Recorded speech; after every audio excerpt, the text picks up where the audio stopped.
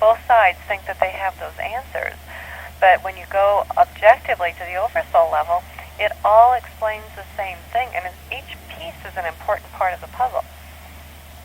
Okay. Was there any part of, like, I'm talking speaking of the Jmmanuel who was genetically engineered, was there any part of the God mind principle that he utilized, or has it ever been, like, for example, we read of great feats that he did in the Gospels?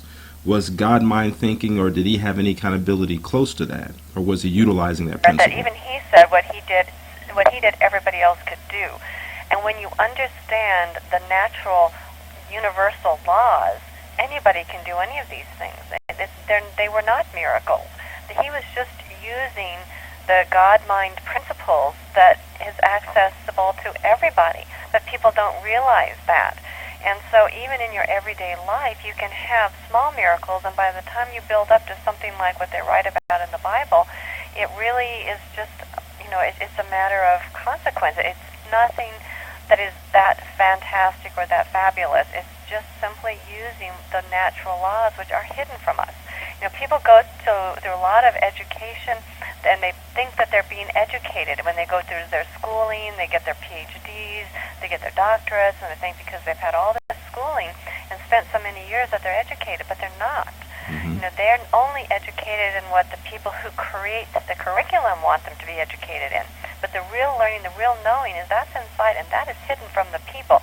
And that's what Stewart and I are about. We are about exposing the lies that people have been taught and the cover-ups, and getting back to the truth. And that's what we did in the south of France. And the people that went with us had amazing personal revelations. It was just a fantastic trip from beginning to end. There was no point in that trip that was better or more heightened than another part, because each part revealed a different place, and people experienced it. It was experiential for every single person who participated with us. It was an amazing thing, and we all knew within our hearts and souls what happened, what transpired, how it happened, and how it affects us today. And we all felt like we were a part of uncovering hidden history, and so that it couldn't be hidden anymore. Mm-hmm. It was amazing. But what also is amazing is that in the cave where Mary Magdalene was hiding so many thousands of feet up in the mountains, all that's left of her there is a femur bone, which they don't let too many people take a look at. But when you go to the Magdalene Church in Paris, there is her skull hidden in a basement grotto, and it's quite a strange thing to see, and the energy coming off of it is one of tremendous sadness. Here she is scattered all across France in different pieces, and only God knows where the rest of her is. The Church knows, the Vatican knows where the rest of her is, and that's how they bind her to her bones. Force her to do their bidding is by holding her soul to her bones. And you can see it, you can feel it, you can experience it. And when we went to a service in the Mary Magdalene Cathedral, and while we were there, everybody experienced the same thing when we compared notes and we left. What did you see? What did you experience? What did the energy feel like?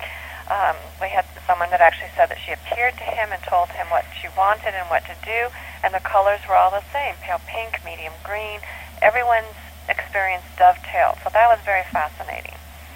Well, with the fact that, as far as on this program, why don't we do this, since you have, and I know you mentioned to me previously about your event coming up in October, November, to make sure that we don't detail too much of that and do somewhat of an unveiling.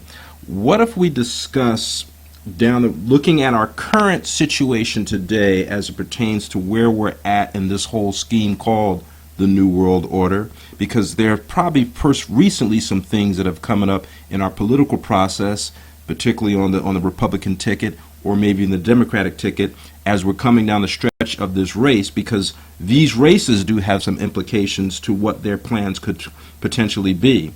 Can we talk about, and would it be safe for us to discuss the future plan, where we are now as far as the New World Order, and as it pertains to this figure we know to be Jmmanuel, and the future plans? Stewart, you mentioned to me in my interview with you the staged invasion and then the staged second coming.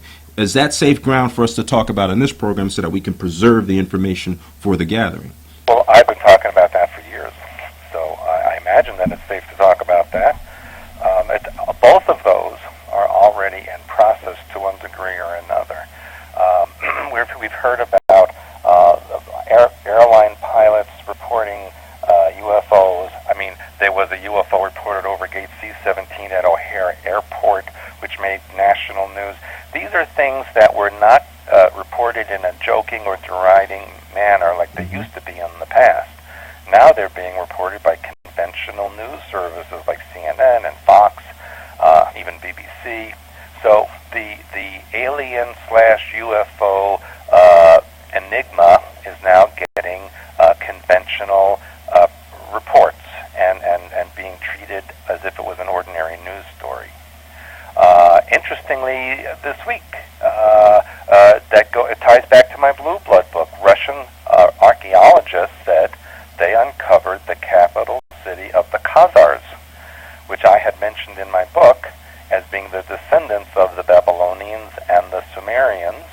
And then the Khazars in 800s AD converted to Judaism and then spread out over Europe and the Middle East and mixed with the Magdalene lineage to create the Merovingian and the present-day Illuminati.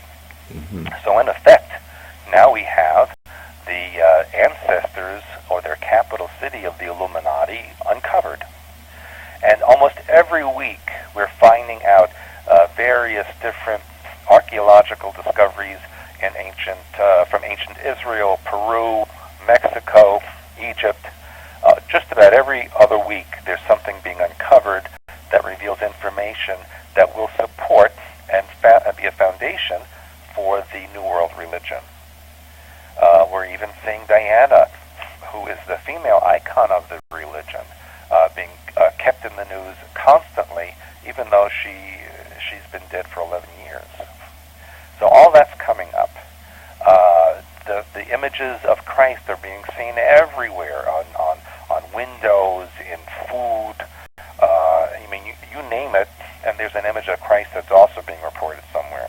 So they're keeping this perpetuated in the news to get that religious download for everybody. Yes, we have the alien and religious themes constantly repeated over and over again. As far as the politics are concerned, as far as religion is connected to it, I just found out this week. I was shown an article from LA Times and other places that said that Barack Obama, Sarah Palin, and McCain all have a common ancestor that goes back to the Pilgrims and to the Mayflower. Mm-hmm. So that's quite fascinating and keeps in line all of the derivations of most of the American presidents that can trace their ancestry back to Charlemagne. Again, a very common religious figure, and in fact, in Notre Dame Cathedral in France, right in front of it is a huge statue of Charlemagne. So there's a connection to religion right there. And underneath Notre Dame Cathedral is remains of a Viking settlement and Egyptian settlement, which shows that really it was the Egyptians who colonized Paris thousands of years ago. And in fact, the name of the city does not come from any mythological creature, but actually is named by the Egyptians as Isis, mm-hmm. or the place of Isis.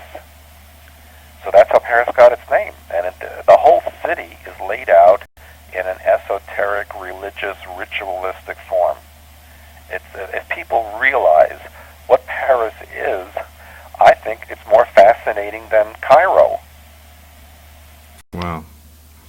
Folks, you're listening to the Investigators Report. I'm Gary Pureford with my very special guests, both Stewart and Janet Swerdlow. We are underlying or highlighting the history of Jmmanuel, which has been detailed or will be detailed in a seminar held out by Stewart and Janet Swerdlow in October and November, and we're certainly kind of promoting that. But in doing so, we're also discussing where we're at today